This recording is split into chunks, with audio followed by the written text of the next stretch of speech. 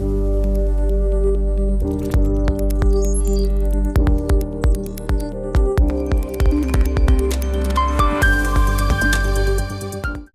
morning. Thank you very much for joining us with yet another program of Brain Health for All. Thank you also for your feedback on the program and your questions. I am aware that most of you are worried and frightened about the possibility of dementia disturbing our health, disturbing our brain health. It makes sense. We talked about this. Our brains makes us who we are. We talk, we plan, we think, we sing, we dance, we enjoy, we walk, we do all those things thanks to our brain health. Should we be frightened about dementia? The answer is no.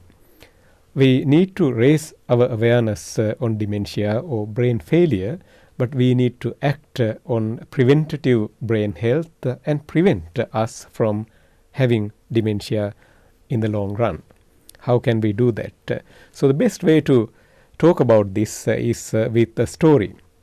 Let me tell you about a real story about two professors that I know of without giving you too much detail.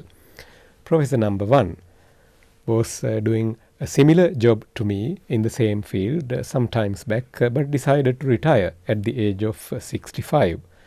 Decided to enjoy the retirement, but not activating more brain health promoting things and being active and up and about.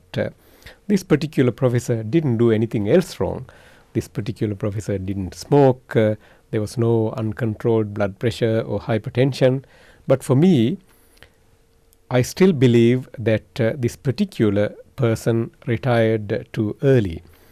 Stopping work, or in other words, not using our brain as we used to do, is a potential risk for our brains to fail faster than it would otherwise be ending up with. Professor number two, a few years older than the previous person, close to 80 now, still very active, unofficially retired, or officially retired, but unofficially still heavily active, supervising PhD students, walks about 10,000 feet or 10,000 steps on a daily basis, live in two different parts in the city as well as in countryside in their farm, manage a bunch of sheep, etc., etc., etc. So the moral of the story, although I didn't give you the full picture, is that as we get older, it is super important that we keep enjoying whatever the work that we can do, even if it is like 1 or 2 hours of work, and being physically active and being mentally active and socializing ourselves. The story from professor number two, although the person is close to 80, having number of PhD students mean there's a lot of social engagement, there's a lot of intellectual stimulation. So all these things help, other than the things that we discussed in previous weeks, to preserve our brain health and protect our brain health. Here is a little hint. Those of you who has access to Netflix, there is a terrific program called How to Live 100 Years, or The Blue Zone. The Blue Zone is about, it is a documentary about different regions in the world where more people live beyond or close to 100 years of age. In summary, most of these people, they live very simple life. They are physically active. Even though they are in their 80s and 90s, they still physically work even 1 to 2 hours. They don't carry heavy stress load in their head. They seems to live through a reasonably easygoing lifestyle. And they socialize a lot. They work as a group, like how our ancestors used to live. And they also eat largely a plant-based diet. If they take alcohol, it's very little, not too much, or largely wine. And their food, as I said, is plant-based. Very rarely they eat red meat.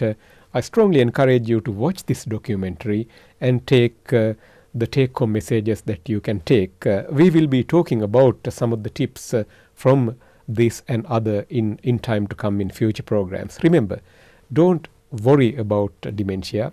Don't get frightened about dementia.